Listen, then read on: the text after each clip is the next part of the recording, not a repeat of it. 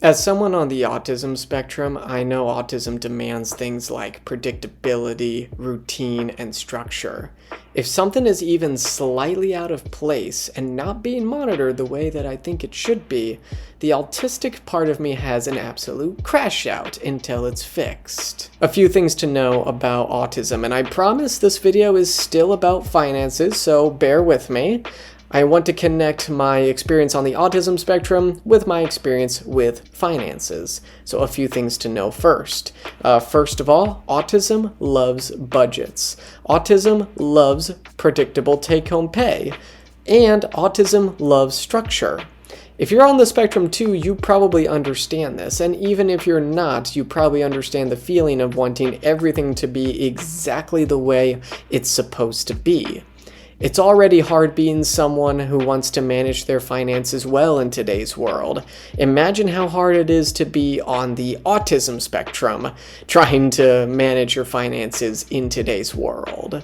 For someone like me, being on the autism spectrum means that there is a fear of losing control of any aspect of my life, especially finances, because loss of control can be a fast track to discomfort.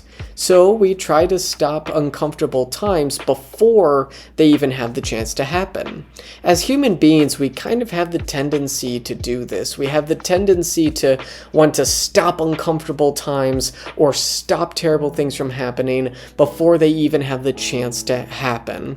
We don't want to feel uncomfortable, especially since we live lives, a lot of us anyway, that for the most part feel pretty comfortable. I mentioned this a little bit before in my previous video, but the problem is that when we let fear drive our decisions, we sometimes end up creating the very uncomfortable situations that we swore to avoid. That's not just an autism thing, though.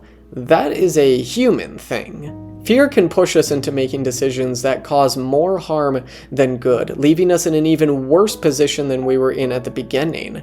Now, the nightmare that only existed in our heads is reality, and in some cases, reality is even worse than the nightmare that we constructed in our heads. I know this may be an extreme example because I know you're not going to go out and do terrible things to younglings, but I think of Anakin Skywalker sometimes in this scenario. His fear of losing his wife Padme drove him to do terrible things to prevent it, and in the end, not only did it still happen, but he was also directly responsible for it. Managing your finances and your mindset is a delicate balancing act. Nothing will ever be perfect. Your finances won't be either. You can get them close to great, but the worst thing that you can do is micromanage every detail all day, every day.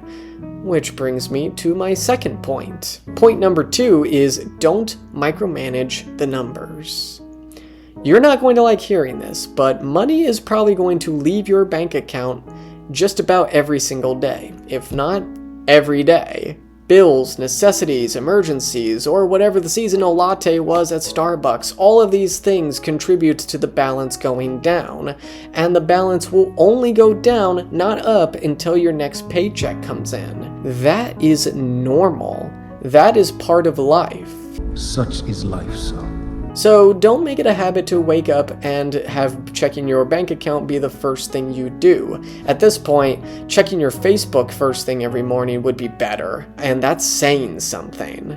If your budget is set up to A, track every dollar, and B, maintain a healthy margin between what you earn and what you spend, then there's no real reason to constantly check your bank app. One thing a lot of financial experts teach, and this is something that I didn't do for the longest time until just recently, is automation. When your paycheck hits and your money automatically goes to the places that you've assigned to it, bills, savings, sinking funds, the work is being done for you. No micromanaging, no manually moving money around, no stress, no tears. Autistic people don't cry anyway. Number 3, uncomfortable times will come. Like I said earlier, nothing is perfect, and that includes your financial situation. You can plan, recheck, and optimize your finances endlessly, and while you do have a lot of control, there will be times when discomfort shows up anyway. An emergency will happen, and you will have to dip into your emergency fund, which I know sucks because you spent all this time saving all that money up, and now you have to take away from it. That can be discouraging. And then you have to build it back up again. Sometimes you'll get a bill that you didn't want, but come on, when have we ever gotten a bill that we wanted? My wife and I actually even just recently got the hospital bill for our son Terry's birth, and that technically means that we're in debt. The first time that you can say that we've been in debt since the time that my wife bought her last car. But here's the thing, the point of getting good with money isn't just so that you can have good times all the time. It also means that it's to prepare you for the bad, or at least not fun times. Having a skill doesn't just mean knowing how to do something when everything works. It means knowing what to do when something breaks. And if you already know what to do when something breaks, you won't feel discomfort nearly as much. Being on the autism spectrum does put me in a unique position with money because the stakes always feel incredibly high. I feel like I have to know the exact state of our finances at all times, as if I have it ingrained in my eyes as I'm going about doing other things throughout the day.